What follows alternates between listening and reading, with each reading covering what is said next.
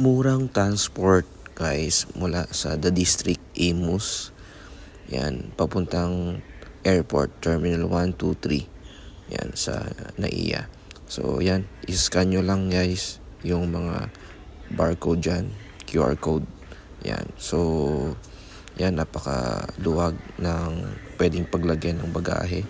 Maaliwalas din ang iyong biyahe kasi napakataas niya, malaki yung mga bintana. Ayan, so usually mga kukonti lang din yung mga pasahero dito, sabi nung driver. Pero tuloy-tuloy to guys, tuloy-tuloy yung biyahe nito. Yung schedule din ng yung timings din nila makita sa tarpaulin. Ayan, Airport UB Express. Makita yan sa website din nila. Airport, yan, UB Express. At yung pamasahe, makikita nyo rin yung updates. Yan. So, try nyo to guys kung gusto nyo mas makatipid. Kasi instead na mag-grab kayo, pwede naman to. Yan, punta na kayo sa The District. Yan, punta kayo sa The District. Tapos mula dito, nung bumiyaya ako, 9:30 ng umaga. Yun yung alas, 9:30. So, yun yung pinaka-departure ng bus. Yan, tumulak na nga kami. So, along Imus, dito sa Aguinaldo Highway. Yan, alam niyo naman, kanya-kanya ng mga project.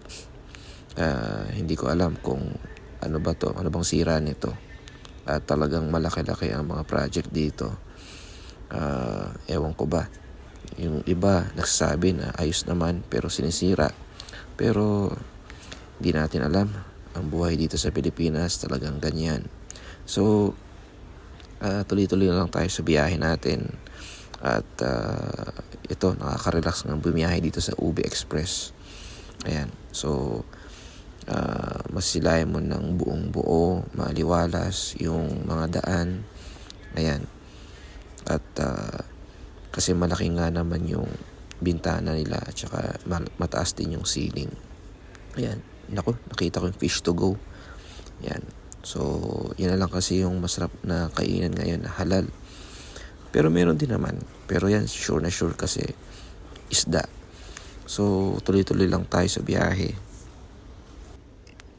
Dahil sa maliit lang yung daan dito, usually nakalagay literal nakalagay siya as 3 lanes pero nagagamit lang is 2 lanes. Yan, kasi mga maliliit yung mga lanes. Yan, so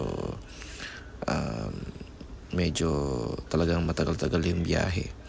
Minsan nagkaka-traffic. Yan, pero tsaga-tsaga lang. Alam niyo naman sa Pilipinas talagang ganun talaga ang biyahe. Yan, so nakakapag relax lang tayo ng biyahe dito sa UB Express. At saka napamura pa tayo. I mean, mas mura yung kanyang fare. Kaysa naman sa mag-grab ka, naku, aabot yata ng 1,000. Aabot na ng 1,000 pesos or higit pa kapag mula sa The District papuntang Terminal 1. Ayan. So, ayan. Nandun pa rin yung mga talyer, yung mga iba't ibang shops na kumbaga nadadaanan natin. Meron pa rin mga bakanting lupa. Yan, yung Tuna Republic. Ako, sarap yan. Sarap dyan, Tuna Republic. Yan, malapit sa Yazaki. Dito sa Yazaki, talagang maganda yung mga benefits din nila. Alam ko, narinig ko may mga pabigas pa sila. May libreng bigas sa mga manggagawa nila. Yan, so tuloy-tuloy lang tayo sa biyahe. Yan. Yan. So, napakaganda ng araw na to. Hindi siya maulan. At since na bumiyaya ako nito Sabado kaya wala din masyadong kumbaga sasakyan. Pero syempre dahan-dahan pa rin yung kumbaga andar ng bus kasi sabi ko nga 2 lanes lang kasi siya. Kapag yung left side may mag-turn left, automatic titigil ka kaagad yan. Punta ka sa ibang left, sa right lane. So doon na nagpapatagal, nagpapabagal. Marami rin palang mga andito, motorcycle shop brands. May Kimco, meron ring Vespa. Yan. Dito na tayo ngayon sa bandang Doyets. Merong SNR. Yan. So napakalaki ng SNR nila. Membership shopping. Siyempre, mga big time mga nagsha-shopping dyan. May Geely. Ewan ko, Geely. Ito, Park Place Village. Yan. So, tuloy-tuloy lang tayo sa biyahe. Ayan. So, kayo, ano yung mga naalala nyong mga memories dito, bandang Imus? Ayan. So, nandiyan pa rin pala yung Andox. Malaki na ngayon yung Andox. Meron na silang sariling restaurant. Hindi lang sila as in tulad ng dati na bibilhan mo lang ng shop. At nakarating na rin pala tayo sa Cavitex. Ayan. Papunta na to ng Coastal Road. Ayan, no? So, ang ganda ng mga tanawin, guys. Parang kamo na sa ibang bansa ka rin. Ayan. Ang L300. Legendary L300. Okay. Ayan. Ganda ng panahon. Ganda din ng mga shape ng ulap. Talaga nakaka-relax yung biyahe. Ayan. So talagang maganda yung biyahe ngayong araw dito sa Ube Express. Ayan. So mabuti na lang din at wala ring traffic dito. Minsan kaya nagta-traffic din dito, lalo na pagka mga rush hour. O kaya naman minsan pagka may aksidente. Ayan. So tuloy-tuloy lang tayo sa biyahe. Kumbaga relax talaga. At nung bumiyahe kami dito, naalala ko, dalawa lang kami na pasahero. So isipin nyo, talagang may pasahero o wala, tuloy-tuloy daw ang biyahe dito, sabi ng driver. Kaya sa mga gustong maka-relax ng biyahe at makamura, wala sa The District, punta lang kayo sa The District. Doon yung biyahe nagmumula. Pero kung saan man kayo dyan sa Imus, pwede na kayong sumakay, syempre. Yan, papuntang Terminal 1, 2, 3. At ganun din kapag galing kayo sa airport, meron ding daan. So nandito na pala tayo sa airport. Yan, so kakagaling ko pa lang sa immigration. Syempre, daan muna tayo sa OFW Lounge. Nagulat din ako dito, guys, kasi yan, sa CR nila, papuntang OFW Lounge. Ayan. Nagulat lang din ako kasi meron silang CR na pang kumbaga hugas sa paa. Ayan, no? Yan, Muslim foot. Yan, okay. Wash. Yan. Itong OFW Lounge. Yan. So, kaninang nakita nyo, yan, gate 1. Kaninang nakita nyo, yun yung sana sabi ko na nagulat ako kasi meron siyang pang room para sa paghugas ng paa para sa mga Muslim. Kasi syempre pagka nagdarasal, maghugas ng paa. Ayan. So, ito yung airport. Umagang-umaga siya. Tanghaling tapat pala. Ayan. Dito ako sa malapit sa bintana. Ayan. Ayan, may dumating na Philippine Airlines dito sa katabi naming gate. Ayan, malaki rin siya.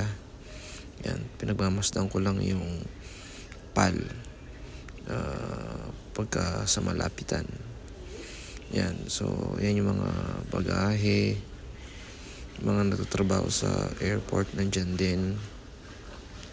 Ayan, so talagang payapa tong araw na to ngayon. Hindi siya maulan. Yan. So, ayun na. Yung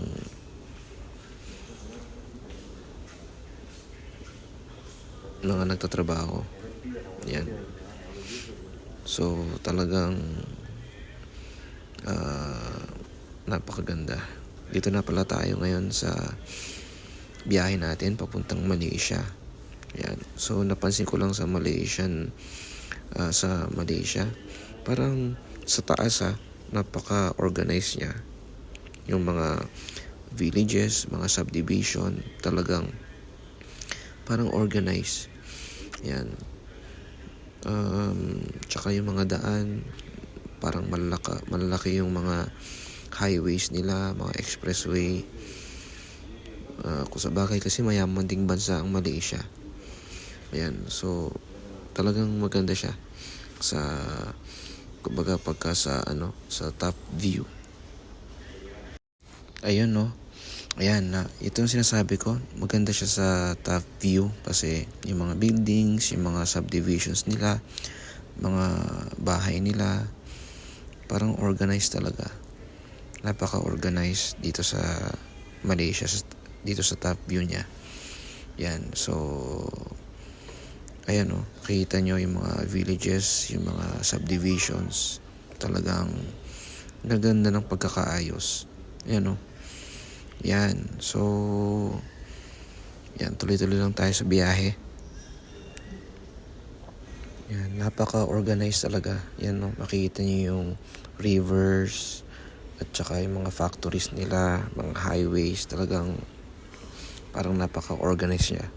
Napaka-organized tingnan sa taas. Ayan, so talagang maganda siya. So parang gusto ko ring i-try na pumasyal dito sa Malaysia, sa mga bahay-bahay nila, para makita naman natin kung gaano talaga kaganda itong mga mga facilities at mga villages, kung paano na-organize itong kanilang mga daan. Napansin ko rin dito sa Kuala Lumpur, kasi capital to ng Malaysia, mas marami yung puno nila. May mga forest din sila at mga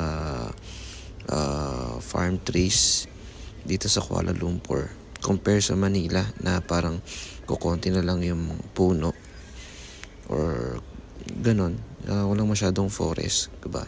Ito makikita nyo, parang forest siya or mga farm trees, parang mga coconut trees pa nga to or palm trees. Yan, at yan malapit mismo sa airport.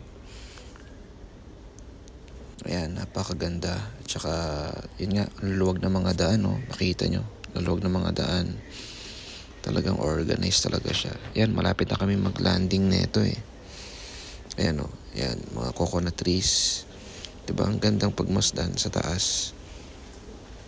Ayan, so malapit na kami mag-landing. Ayan na. Ito na talaga. Moment of truth na talaga. Ayan. So, yes. Safely landed. Ayan. So, diba? Sa tabi ng airport may mga puno, may mga coconut trees or palm trees.